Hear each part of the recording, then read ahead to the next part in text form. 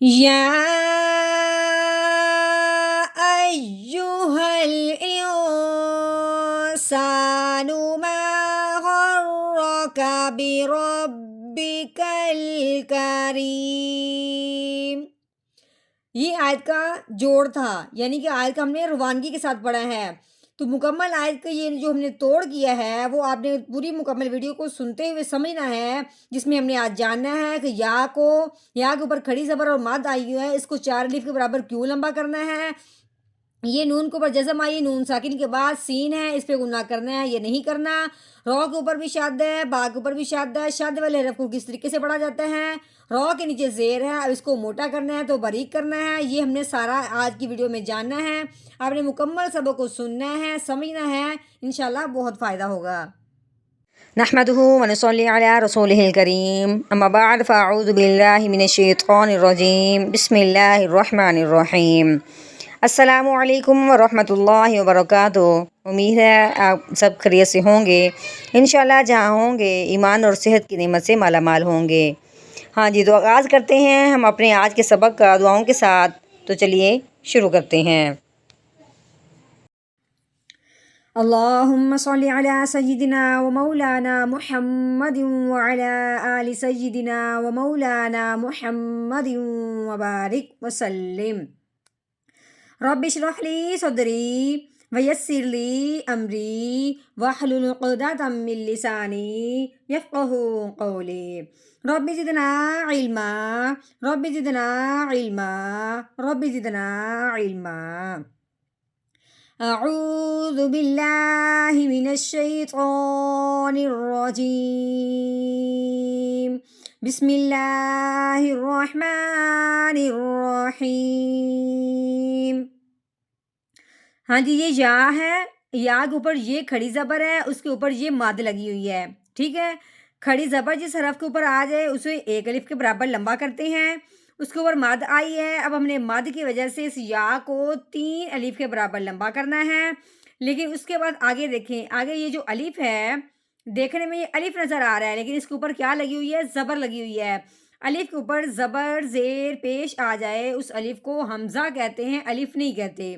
اب ہم نے یہ کہنا ہے کہ یہ کیا آ گیا؟ حمزہ آ گیا، یعنی کہ مد کے فوراً بعد کیا آ گیا؟ حمزہ۔ جب مد کے فوراً بعد حمزہ آ جائے تو اس مد کو 4 الف کے برابر لمبا کرتے ہیں۔ اب ہم نے کیا کرنا ہے؟ اس یا کو 4 الف کے برابر لمبا کرنا ہے۔ کیسے؟ یا مد کھڑی زبر یا، ٹھیک ہو گیا۔ آگے اب حمزہ کو ہم نے یا کے ساتھ ملانا ہے، یا کے اوپر 3 دندوں والی شاد لگی ہوئی ہے، شاد والا جو حرف ہوتا ہے وہ پچھلے والے کو اپنے ساتھ ملا لیتا ہے۔ اب ہم نے حمزہ کو یا کے ساتھ ملانا ہے، حمزہ یا زبر ای، یا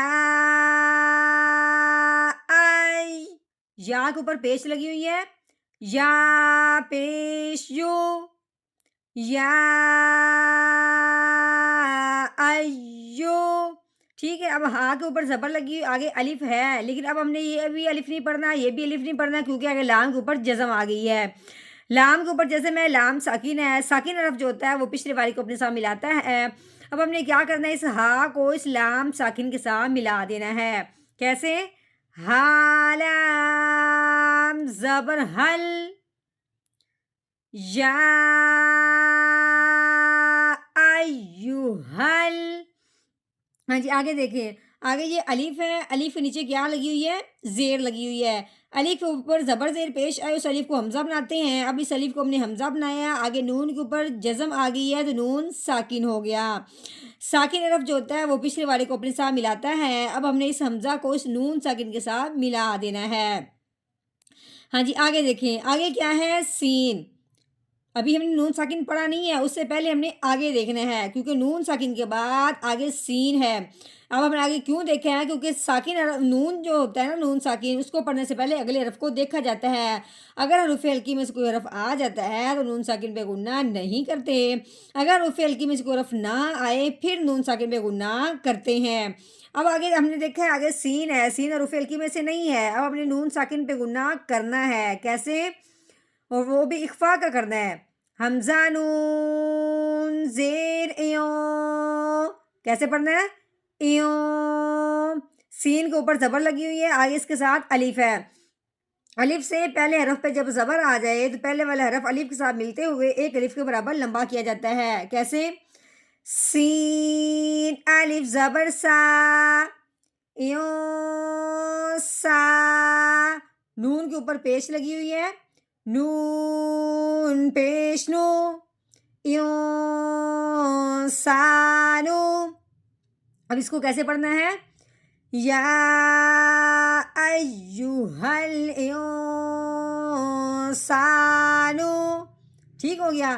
آج کا جو ہمارا سبق ہے وہ ہمارا پوری آیت پڑھیں گے آج ہم. ٹھیک ہے، آج ہمارا سبق تھوڑا سا لمبا ہو جائے گا لیکن آپ نے مکمل سننا ہے سبق. ٹھیک ہے.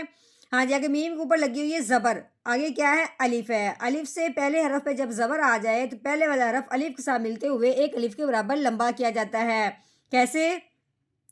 میم الف زبر ما. یہ ما جو ہم نے لمبا کیا ہے یہ الف سے پہلے زبر آنے کی وجہ سے کیا ہے. ٹھیک ہے. آگے غین کے اوپر کیا لگی ہوئی؟ زبر. را کے اوپر 3 دندوں والی شاد. اب ہم نے کیا کرنا ہے؟ غین کو را کے ساتھ ملانا ہے. شاد والے حرف کو ہمیشہ دبا کے پڑھتے ہیں، تو کیسے دبانا ہے؟ غین را زبر غور. کیسے؟ غور. را کے اوپر زبر لگی ہوئی ہے، رو زبر رو، غور رو. کاف کے اوپر زبر لگی ہوئی ہے، کاف زبر کا، غور رو کا. ہاں جی، آگے با کے نیچے زیر، را کے اوپر زبر. یعنی بتانے کا مطلب یہ ہے کہ باب را کے ساتھ نہیں ملے گا کیونکہ آگے را کے اوپر نہ تو جزم ہے نہ شاد. کیسے پڑھیں گے؟ با زیر بی. را کو اب ہم نے با کے ساتھ ملانا ہے، با کے اوپر شاد آ گئی ہے لیکن اب ہم نے کیا کرنا ہے؟ دبانا ہے. کیسے؟ روبا زبر روب، بی روب. با کے نیچے زیر لگی ہوئی ہے، با زیر بی، بی روب بی. کاف کے اوپر زبر، آگے الف ہے، اس کو نہیں پڑھنا ہے کیونکہ آگے لام کے اوپر جزم آ گئی ہے، لام ساکن ہے. اب ہم نے کاف کو لام ساکن کے ساتھ ملانا ہے. کیسے پڑھنا ہے؟ کاف لام زبر کل، بی روب بی کل. ہاں جی، آگے دیکھو کاف کے اوپر کیا لگی؟ زبر. آگے را کے نیچے زیر ہے. ٹھیک ہے. اب ہم نے کاف کو را کے ساتھ نہیں ملانا، تو کیسے پڑھنا ہے؟ کاف زبر کا. ٹھیک ہے. را کے نیچے زیر ہے، را کے نیچے زیر ہو تو اس را کو باریک کرتے ہیں، را کے اوپر زبر یا پیش ہو تو اس را کو موٹا کرتے ہیں.